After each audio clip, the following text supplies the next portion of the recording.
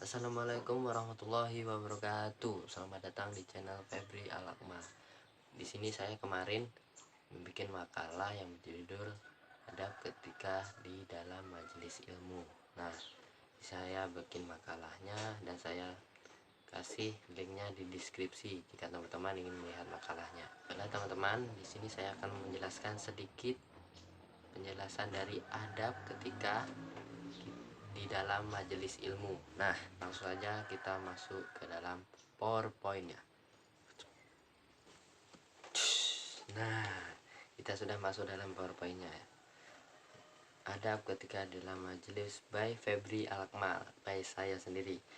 Nah, selanjutnya sebelum kita masuk ke materi, kita harus mengetahui apa itu adab dan apa itu majelis. Nah, yang pertama, adab menurut bahasa adalah kesopanan, tingkah laku yang pantas, tingkah laku yang baik, kehalusan budi, dan tata susila. Nah, adab ini adalah suatu kesopanan kita dalam majelis tersebut. Nah, di sini pun ada sabda Rasulullah SAW dikatakan, azabani robbi fa'ah sanat ta'dib. Sungguhnya Allah Azza wa Jalla telah mendidikku dengan adab yang baik dan jadilah pendidikan adabku istimewa. Nah, pendidikan adab ini sangat istimewa menurut Rasulullah SAW. Dan kata majelis bermakna tempat duduk, sedangkan menurut Kamus Besar Bahasa Indonesia, majelis adalah suatu pertemuan, kumpulan, tempat sidang yang di dalamnya itu terdapat orang-orang yang berilmu yang akan mendapatkan yang bermanfaat dan keutamaan ilmu itu sendiri. Nah, salah satu mendapatkan ilmu tersebut ya kita mengikuti majelis ini. Nah, selanjutnya apa sih adab yang perlu diperhatikan ketika di majelis ilmu? Nah, ini kita masukkan materi. Masuk ke dalam materinya. Yang pertama yaitu mengikhlaskan niat. Di sini ada hadis riwayat Al-Bukhari dan Muslim. Hanya saja amalan itu tergantung niatnya dan seseorang hanya mendapatkan sesuai niatnya. Nah, sebaiknya kita dalam menghadiri majelis ilmu itu kita niatkan betul-betul untuk menuntut ilmu supaya kita mendapatkan ilmu yang bermanfaat. Jangan kita meniatkan untuk misalnya memamerkan pakaian baru kita. Nah, itu tidak boleh. Apalagi niatnya kita cuma untuk berkumpul supaya bisa ngobrol sama teman, gibah sama teman. Nah, itu tidak boleh. Kita harus meneruskan niat kita.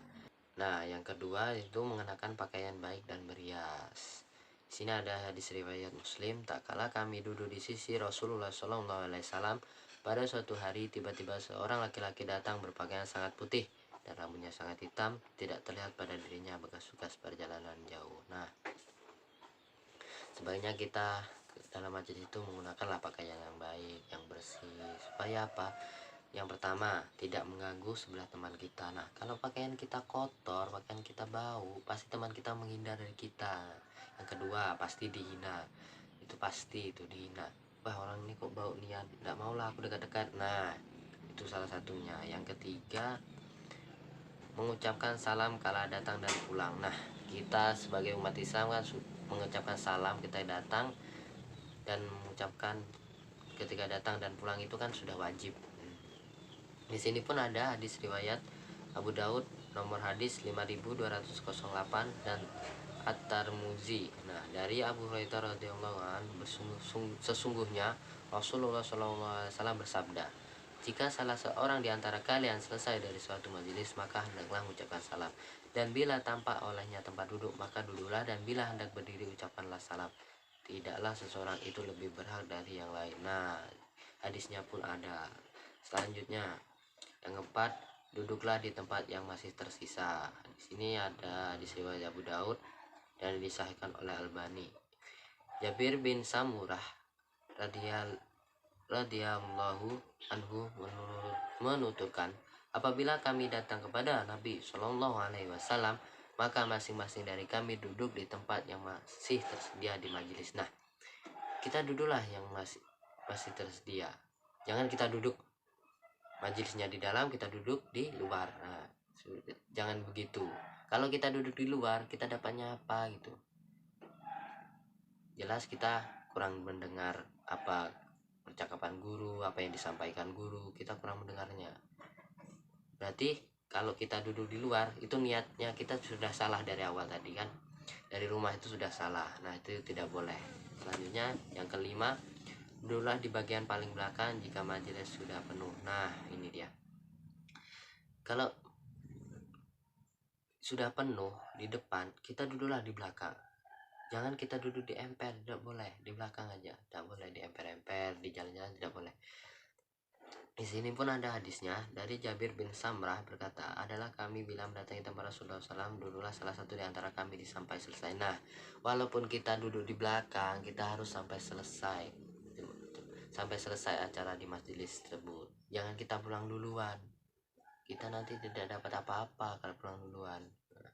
Yang keenam, memilih tempat duduk yang teduh. Nah, di sini dari Ibnu Buraidah dari ayahna, sesungguhnya Rasulullah SAW melarang seseorang duduk antara bayang-bayang dan sinar matahari. Nah, jangankan hadis ini, kita sendiri duduk di bawah sinar matahari pasti kita tidak betah. Nah, sebaiknya kita mencari tempat duduk yang teduh. Nah, yang ketujuh, pindah tempat bila ngantuk atau berwudu. Nah, di sini ada dari Ibnu Umar radhiyallahu berkata, saya telah mendengar Rasulullah SAW bersabda, bila salah seorang di antara kalian mengantuk di dalam masjid pada hari Jumat, maka adalah pindah ke tempat yang selain dari itu. Hadis riwayat Tirmidzi dan Abu Daud. Nah, di sini dari hadis ini kita dapat belajar bahwa kalau kita ngantuk dalam majelis, kita pindah tempat. Kalau masih kita pindah tempat itu masih mengantuk, kita ambil baru wudhu. Nah, ini langsung dari hadisnya Rasulullah SAW. Hanya dilarang mendengarkan pembicaraan orang lain selain keterangan guru. Nah, dari Ibnu Abbas radhiyallahu anhu dari Rasulullah SAW bersabda, barang siapa bermimpi yang belum pernah dilihat sebelumnya, maka akan diberikan kepadanya untuk mengikat antara dua rambut kecil dan tidak akan pernah dilakukannya. Dan barang siapa memperdengarkan hadis atau kaum atau kelompok dan kelompok tersebut tidak menyukainya atau bahkan lari daripada khobar tersebut, maka diuyurkan pada telinganya al-unuk pada hari kiamat. Nah, barang siapa menggambar, maka akan dibebankan kepadanya untuk meniruh pada gambar tersebut, tapi dia tidak bisa. Nah, di sini ketika guru menjelaskan, ketika guru menerangkan di dalam majelis tersebut, ada baiknya kita yang mendengarkan penjelasan guru, jangan mendengarkan omongan yang sebelah kita, teman sebelah kita, atau kalau teman kita ngajak ngobrol, kita menjauh. Kita hanya mendengarkan suara guru supaya kita akan mendapatkan ilmu yang diberikan guru, kita akan mendapatkannya, penjelasan dari guru kita dapat memahaminya. Nah, selanjutnya bersembilan, bergeser dari Abu Hurairah bin Umar radhiyallahu an, sesungguhnya Rasulullah sallallahu alaihi wasallam bersabda, tidak halal bagi seorang untuk menggeser dua orang kecuali dengan izinnya. Nah, janganlah sekali-kali kalian menggeser teman di sebelah kalian, itu tidak boleh kecuali tanpa seizinnya. Kalau kita memaksanya untuk bergeser, itu nanti ada kemungkinan dia akan marah, dia akan tidak suka, dia ngajak ribut. Nah, kan bahaya, dilihat orang banyak juga kita malu. Nah, sebenarnya duduk seperti duduknya orang Yahudi, atau meletakkan tangan kiri ke punggung. Nah, ini meletakkan tangan kiri ke punggung lalu kita menyender gini. Nah, itu tidak boleh. Kenapa? Itu akan menyebabkan kita ngantuk. Kalau sudah ngantuk, kita ketiduran, kita tidak dapat apa-apa. Nah, di sini dari Umar bin Rasid dan Asyarid bin Syawid berkata, suatu hari Rasulullah SAW berjalan di depan saya, sedangkan saya lagi duduk seperti ini, tekan tangan kiri di atas punggung untuk bersandar. Lantas Rasulullah bersabda, janganlah duduk seperti duduk orang yang dibenci, yaitu Yahudi. Nah, kita duduk menyender itu di punggung dengan tangan kiri di atas, itu dianggap seperti orang Yahudi. Sekian penjelasan dari saya, dan ini makalahnya akan kekirim saya ke grup. Mana tahu nanti teman-teman saya ingin ada yang bertanya. Sekian dari saya. Nah, langsung saja. Ini ada 10 pertanyaan dari teman saya. Yang pertama, pertanyaan dari Tafa Fauzanli, tolong jelaskan maksud pindah dari tempat ketika mengantuk di masjid saat Jumat, pindah kemana? Nah, ini dimaksud pindah kemana, yaitu pindah di area masjid, bukan pindah ke jalan, bukan pindah ke jembatan, mungkin pindah ke tempat wudhu, bukan, tapi di area dalam masjid. Nah, yang kedua pertanyaan dari Sandi Permana, coba jelaskan bagaimana ada bertanya kepada seorang guru pada majelis ilmu. Nah, ada bertanya ini, yang pertama ya kita mengucapkan salam, itu kita hormati. Yang kedua menggunakan bahasa yang halus, yang tepat, yang baik, jangan kita menggunakan bahasa-bahasa yang kasar. Yang ketiga ini pertanyaan dari Taufik Rahman, coba disebutkan dalil yang menerangkan tentang adab ketika di majelis.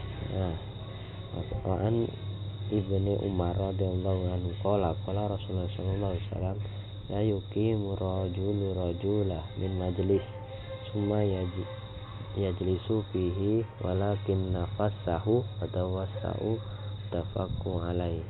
Dari Ibnu Umar radhiyallahu anhu yang berkata, Rasulullah sallallahu alaihi wasallam bersabda, janganlah seorang mengusir orang lain dari majelisnya kemudian ia duduk di tempatnya, namun berilah kelonggaran dan keluasan. Nah, itu dia salah satu dalil tentang adab ketika di majelis. Yang keempat, pertanyaan dari saudari Namirah.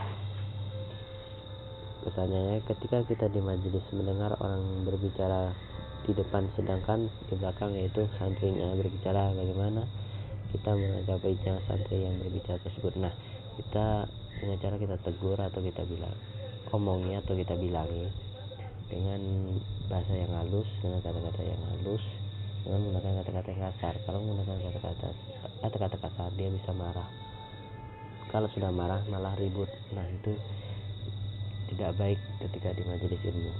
Yang kelima, pertanyaan dari Nur Jannah, bagaimana tanggapan Anda tentang orang yang mengatakan tidak ingin menghadiri majelis ilmu dengan alasan telah tersedianya buku atau media lain tempat untuk mendapatkan ilmu? Apakah hal tersebut masih termasuk dalam adab ketika di majelis ilmu? Nah, ini bukan termasuk adab di majelis ilmu.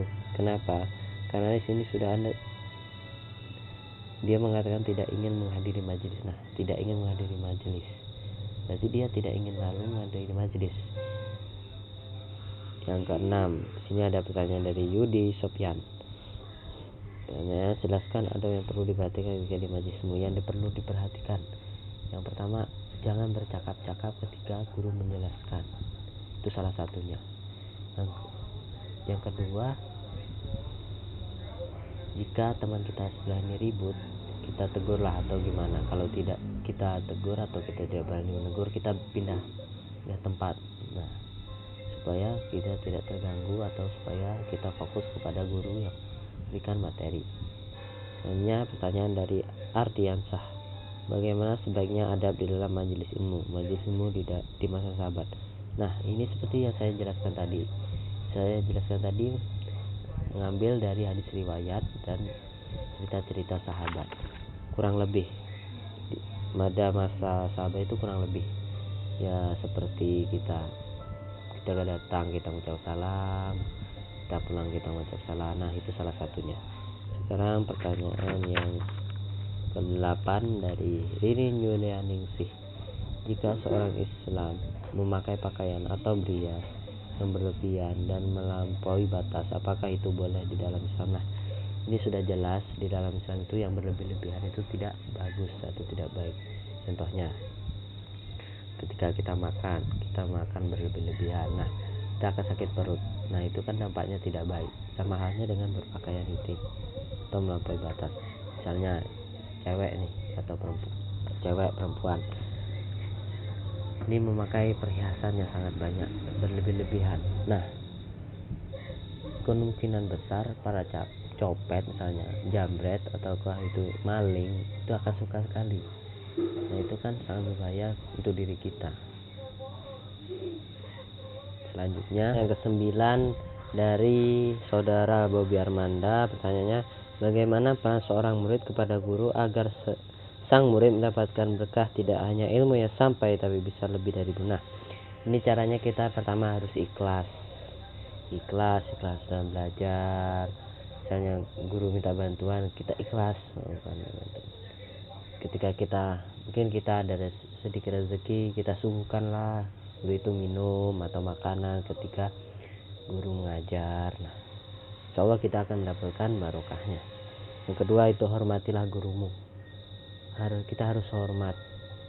Misalnya guru datang, kita bersalaman lah, cium tangan, hormatilah gurumu supaya kita mendapatkan barokahnya.